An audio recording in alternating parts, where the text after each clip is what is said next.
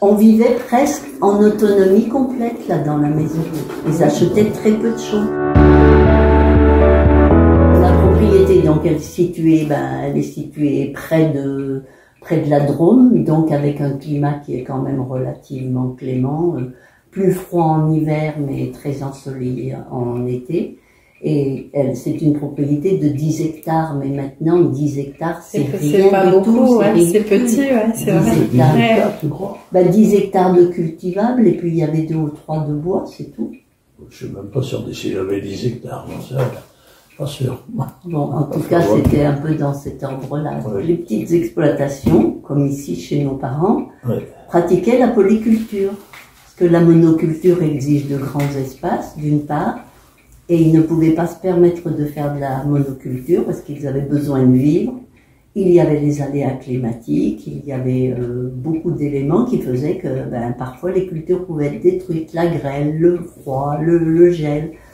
Donc avec la polyculture, ils arrivaient à vivre. Ils avaient des noix, ils avaient du tabac, ils avaient du blé, ils avaient des céréales, ils avaient du maïs, ils avaient la vigne, ils avaient un peu toutes les cultures. Parce qu'en plus de ça, ils cultivaient un très grand jardin avec tout ce qu'on voulait comme légumes.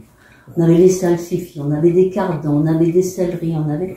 Donc pratiquement, on avait les œufs, bien sûr, on avait le lait, donc bien sûr, on vivait presque en autonomie. Et c'était que des petites parcelles. Une petite parcelle de blé, une petite d'avoine, une de maïs, il y avait des cornichons, il y avait les noyers, il y avait un morceau pour le tabac, qu'est-ce qu'on avait encore? Un peu de pâturage aussi pour les bêtes. Donc c'était beaucoup de petites parcelles pour essayer d'avoir beaucoup de cultures. Il y en avait beaucoup, ils vendaient après. D'accord, ok. Donc il n'y a rien perdu. Hein. Ah bah non, j'imagine. Mais néanmoins, les pommes de terre et tout ça, ça leur a beaucoup servi à payer les pensions de leurs enfants. Parce que autant la pension de mon deuxième frère que mon troisième frère, ceux qui tenaient la pension, donc mon deuxième frère c'était à Vorep, mon troisième frère sa pension elle était à Lyon, les directeurs venaient chercher à domicile les produits de la ferme. Celui qui était à Lyon, ça coûtait très cher, mais en fait ils n'ont pas payé nos pensions, nos parents. Parce que ils donnaient les pommes, de terre, comme ça en nature. Voilà, ils payaient en nature. C'était pas mal. Ils n'auraient pas pu d'ailleurs. Les noix, c'était assez rentable, oui, sûrement, mais peut-être beaucoup moins que maintenant quand même. D'abord, il y en avait. Les noix? Oui. Donc, ça se discutait à 5 centimes près le kilo. Oh là là, c'est vrai. Oui, c'était beaucoup moins rentable que maintenant. Un négociant que mon papa il vendait à Chaput, un négociant de Chatte.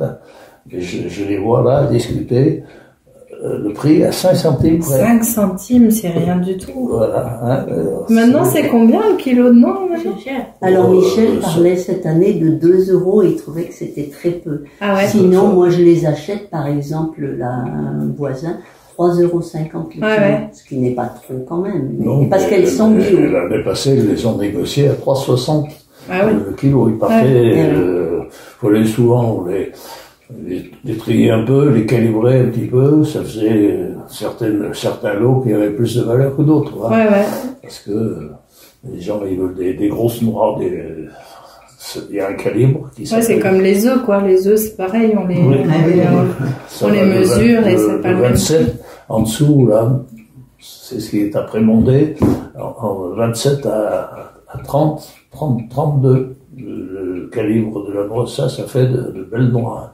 Et elles se vendent un peu plus cher, évidemment. Hein. C'est sûr. Mais à ce moment-là, on en avait beaucoup moins. Et quand ils ont découvert la culture du tabac, alors là, c'est vraiment quelque chose qui leur rapportait quand même pas mal d'argent. Sauf qu'il fallait avoir suffisamment de main-d'œuvre parce que c'est long et compliqué, ça demande beaucoup de main-d'œuvre. Il y a eu des années, je me rappelle, de grêle qui avaient détruit le blé, par exemple. Il y a eu une année où les noyers avaient gelé. Alors là, c'était terrible parce que un noyer, ça produit au bout de combien? 15 ans? On plante un noyer et il commence à donner des noix 15 ans après. Combien de temps que t'as mis le tien, Ah ben, là ça fait au moins 5 ans que j'ai mis le petit noyer. Il a eu 3 noix cette année, c'était bien. Mais d'ici qu'on en ait quelques kilos, il faut encore attendre. Donc c'est très long. Et quand le gel avait détruit tous les noyers qui étaient fendus et tout, ça avait été catastrophique. Il avait fallu en arracher et après attendre des années pour que ça produise à nouveau.